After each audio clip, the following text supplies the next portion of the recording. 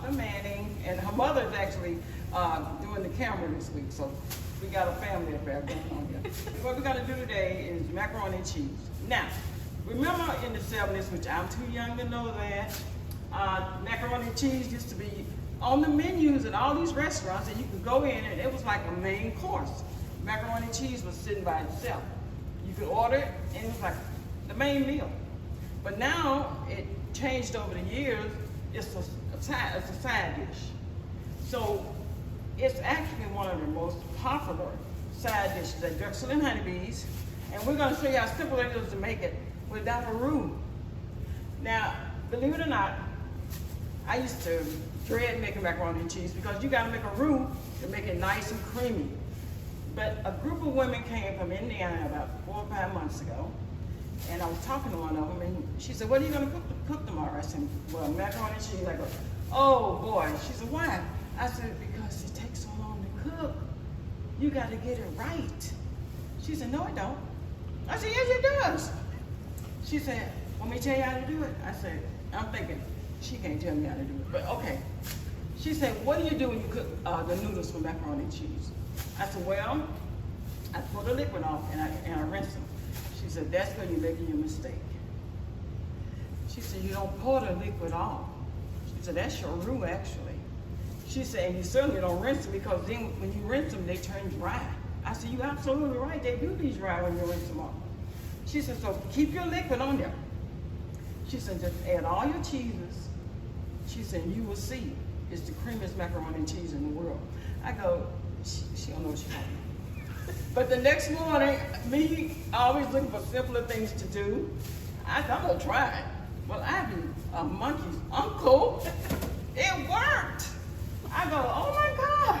All these years you've been making a roux, gotta put the butter in there, you gotta put the flour in there," which I use gravy because flour doesn't have any kind of flavor.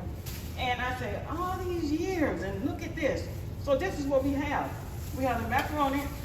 Martha's gonna mix it. We have the macaroni, and we have the juice that it was actually boiled in. And you see how moist it is? I do. But I thought, let me go a step further. Let me be a little different. I added cheese sauce to the liquid to make the liquid around the macaroni and cheese cheesy. I said, why should I add cheese to the liquid and it's not cheesy? Let me make the liquid cheesy first. So Martha's gonna cut this open and pour that in there.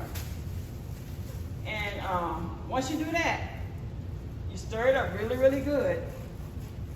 And then you begin, now another thing, if you can't find that in the store, you can get the cheddar cheese. It's the same thing. And you open it up and you put it in there. And me, I'm not like the people on TV. I get every drop. That's the way we do it. Every drop comes out of that container. I don't care how long it takes. So if you like me, you just start a little earlier so you can get it all out of there. You put that in there. Now when you put that in there, you stir it up. So now you have a broth that the macaroni was cooked in that's cheesy. So now your job has got a lot easier. Because now all you gotta do is add the cheese, a little margarine, and a little salt and pepper. And you got a wonderful meal here. Nice, tender, creamy, cheesy macaroni and cheese. Sticking in the cracks. Yeah, it sticks in the cracks, so just bide your time and get it out. And then Martha's gonna stir that up. And then we're gonna add the 2 cheeses. Now, the cheese I have is a regular cheddar cheese, shredded. And of course you cannot make macaroni and cheese without Velveeta. That's right. The creamiest is Velveeta. So you stir that up really good.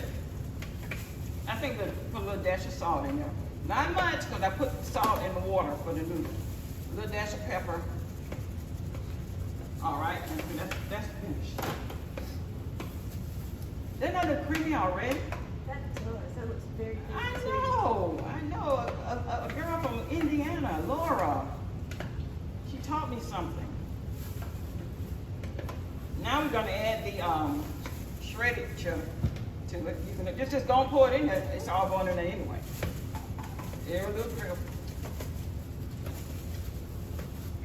That looks really, really cheesy, really, really good. She like made with cheese. Yes. And look, you are not standing over a hot stove trying to make sure the butter don't burn with the root.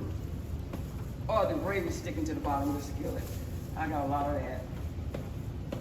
Now we're gonna put it in our chunks, and you can put them in, you know, pretty big chunks, but they're gonna melt all over the place anyway, okay? Oh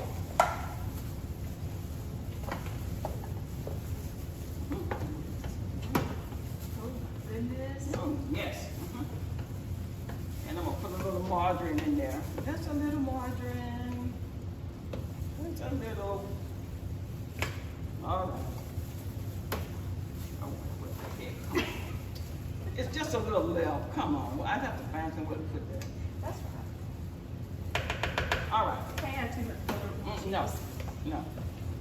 Then we're gonna take this and scrape around the sides after you get it stirred up real good. Then we're gonna pour it in the pan. And now the thing is, it depends on how much macaroni and cheese you're making. Now, if you gotta make some macaroni and cheese for the whole family for Thanksgiving, you're gonna do like 3 times this amount. The thing of it is, then just 3 times what cheese and all that stuff in there. If you wanted the cheesiest, and we're gonna scrape the sides. Now, do you get the blocks melted while you stir?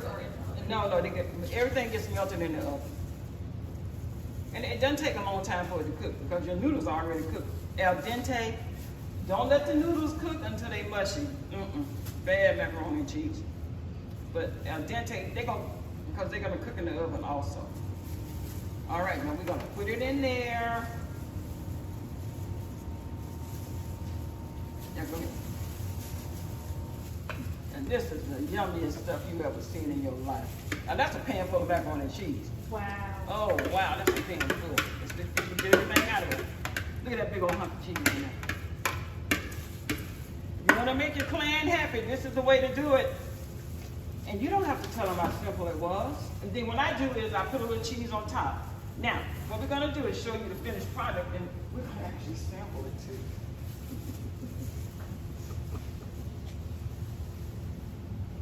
This is a finished product. No roux. Look at that. Okay, Martha. Give us some. Mom, we can use some when we cut the camera.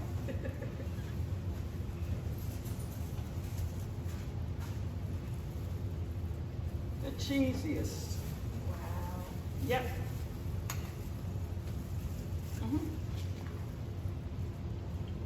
It's so good. And your family will love it. Oh my And goodness it's gracious. so easy to make. Now, who's gonna make another roux for macaroni and cheese? I never will. So thank you for joining us, and remember, it is so easy to participate in nonprofits in your area. If they're on YouTube, go and subscribe and share. It's really even not about spending money. It's just maybe a couple of minutes.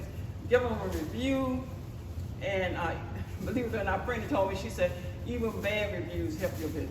I don't want a bad one, no, don't give me no bad one. But, I mean, do stuff like that, and that'll help the small nonprofits in your area, and I hope to see you all next couple of weeks with another wonderful recipe. And thanks to Martha and her mother. Thanks for letting me. Yes. Now, Martha is actually the person that videotapes all the cooking shows, so she's a wonderful person and a wonderful videographer. So thank her so much for coming, and thank y'all for sharing and subscribing the video. Bye-bye.